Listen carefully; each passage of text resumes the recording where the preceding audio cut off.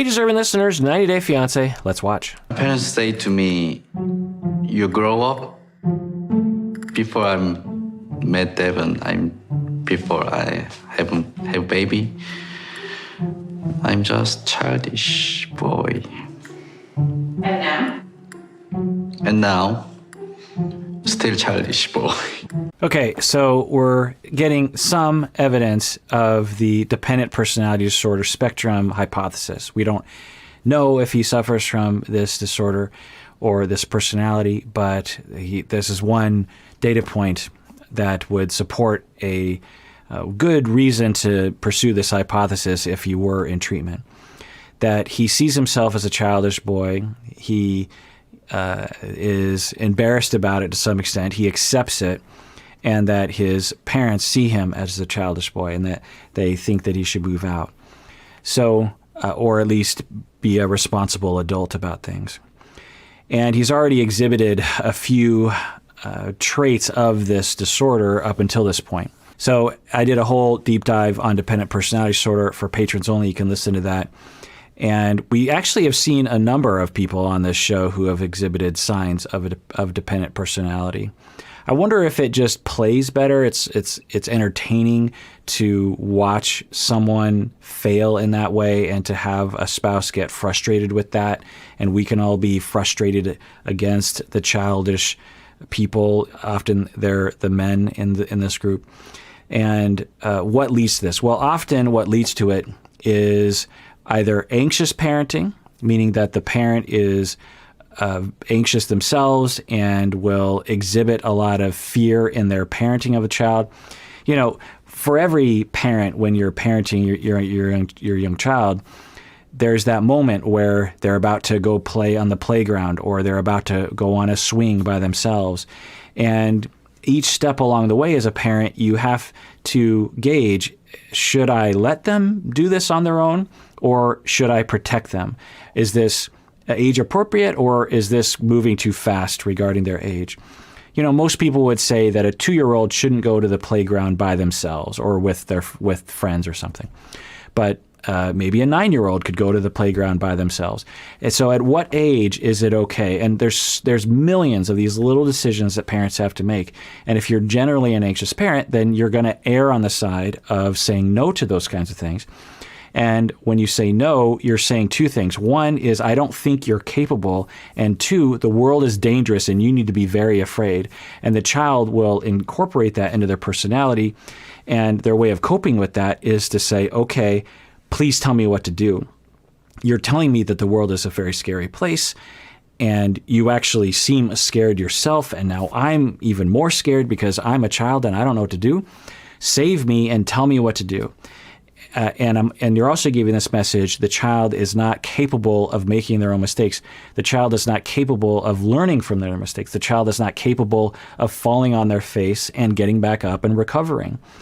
And if you protect, and then if you do that to a young child, and some parents will do this to young children for good reason. Maybe they have a health condition, you know, the child is in NICU early in life. They have some sort of heart condition that causes the parent to be legitimately afraid for the child. But sometimes this dependency can be developed. The other form of parenting that can cause dependency in children is a lot of overprotection and maybe even abuse to the child. These messages of there's something wrong with you, I'm going to control your life, I'm not going to let you make decisions on your own, can also produce this schema, this deep, deep belief system that I am a child. And whenever you talk to dependent people, they will, if they're being honest with you, they will always say, I am not of my age. People my age are doing all these things and they seem like they figured it out, but I'm not that way. There's something wrong with me that I can't do those things. I'm more like a 10-year-old in my abilities, even though they are fully capable of figuring out things on their own. But their distortion, which is what a personality disorder essentially is that they are not. They are not capable. And so Jihoon seems to exhibit that. We're hearing this confirmation of, I am a boy. I'm a childish boy. And I see myself as that. And then we see some of the symptoms of it, that he screws things up, that he puts himself down, that he signals to other people that he's incompetent, that he disappoints people a lot, he procrastinates. These are all symptoms. And we don't know. We'd have to ask him, do you really believe you're a childish boy? How do you feel about your competence level? Do you think that you're capable of things? Can you do things on your own? Have you ever tried to do things on your own? Do you have anxiety when you try to do things on your own? Where are you going to sleep, honey? Floor. Your space. Yeah. Don't worry about me. You're going to sleep on the floor? Yeah. This is exactly why we can't live here. I'm here to start my new life in South Korea. And the other symptom is that he might be sabotaging, either unconsciously or consciously, the effort for him to get a job and move out, because he might believe that he cannot function without his parents telling him what to do. Usually dependent people are dependent on their parents, not all the time. Sometimes they'll transfer that dependency to their spouse or to a friend or a boss or something. But often the dependent person, particularly people of his age, they have been dependent on their parents their whole life because they believe they cannot function without that help. They are terrified of doing things on their own, just utterly terrified. Imagine the scariest thing that you could imagine: jumping out of a plane, or stabbing yourself with a knife, or I don't know, giving a performance in front of 10,000 people, which incidentally I'm doing right now. Which sometimes when I think about that, honestly, it does really freak me out. When thousands of people are watching these videos, and because right now I'm sitting in my room by myself, and so it feels like it's fine, like there's really no consequence to it. But when I imagine all you out there like watching, it is utterly terrifying. Like if I was in a stadium right now, I'd just walk off the stage. It's just like, no, don't watch me. Anyway, where was I? So imagine something that's very scary to you, and that's what it feels like for the dependent personality spectrum disordered person to think about living on their own. It's extremely terrifying. Even though we might look at someone and say, you're in your 30s, I think he's about 30 years old, you're capable, you can figure things out, you're smart, you're able, you're charming, you seem smart enough, you'll figure it out. But the schema is such, and it's such a distortion, that the individual believes, no, you don't get it. I always screw things up. I've never done things on my own. It is akin to asking a 7-year-old to get an apartment and live on his own and be a parent and get a job. 7-year-olds would say, what? Like, no, I don't know how to do that. No one would ask a 7-year-old to do that. That's what these individuals feel like. They feel on the inside like they're 7, even though they're not. Even though they absolutely are capable. And this is what we do with people with dependent personality disorder, is we give them little successes, little abilities to, and sometimes you have to push them a little bit. Sometimes, hey, it's time for you to do this. And they're like, but I don't want to. And you're like, well, the people you're depending on, they don't want to have to pick up after you all the time. So it's time for you, you have to push the bird out of the nest sometimes a little bit, but you don't want to go too far. You don't want to move too fast, because that will cause them to be extremely terrified. But little successes create a corrective experience for them where they learn, oh, I can do things on my own. So I'm worried that Jihoon will not have that, and that the family and the internet maybe and Deavan will continue to give him these messages like, you're incompetent, there's something wrong with you, which will give him more reasons to believe that he can't function on his own without his parents around, which will cause him to bother everyone around him, and it'll just be a vicious cycle. I love you. Okay. I'm keeping big secret about my money management. If I tell to Deavan, relationship over, and Deavan leave me. Yeah, so he is exhibiting a lot of shame about his incompetence. And he doesn't frame it like, I was young, I made a mistake. He says, there's something wrong with me. I have a problem. And if I reveal the true me, and a lot of dependent and avoidant personality sort of people will feel that way. If I reveal the true me, no one will love me. And so I have to hide those aspects of myself in order to get love and attention.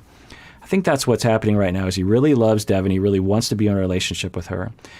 but he is terribly ashamed of what happened. Now, if he was more differentiated and perhaps less childish and more mature, he would tell her, look, honey, I have something to tell you.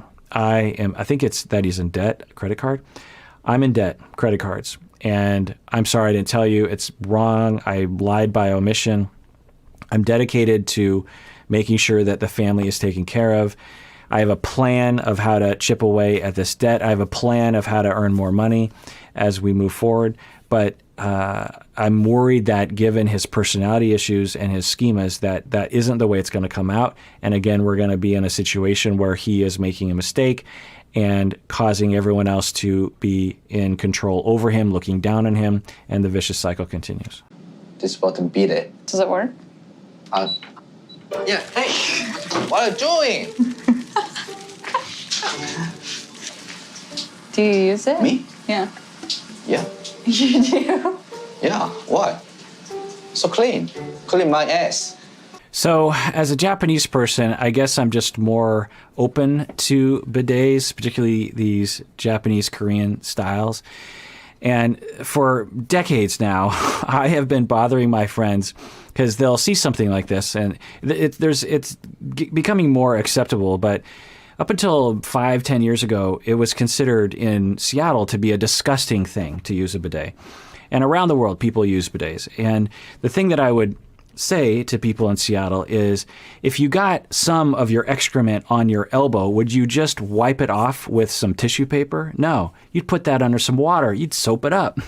You wouldn't just try to wipe it off. You'd really want to get some water in there. Well, the same goes for other parts of your body. Now, you don't have to do it, but you, at the very least, shouldn't think of it as a disgusting or weird thing that some people, when they have residuals, that they will actually try to wash it off with water.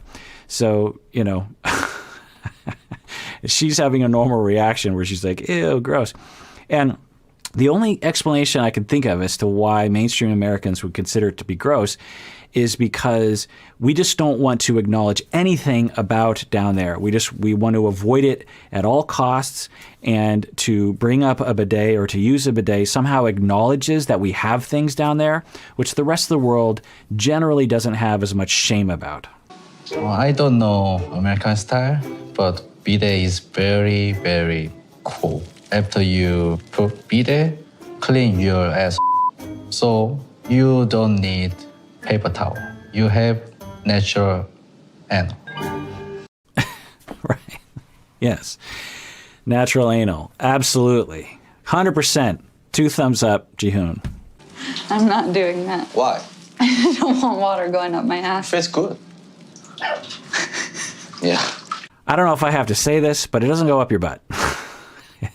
Although some of the settings on these things, it can be quite strong and quite pinpoint accuracy. Yeah. So she, again, maybe it's because it's different. Let me know in the comments. What do you think? If you're one of those people, particularly if you're one of those people who is a little squeamish about that sort of thing, why do you not want to do that?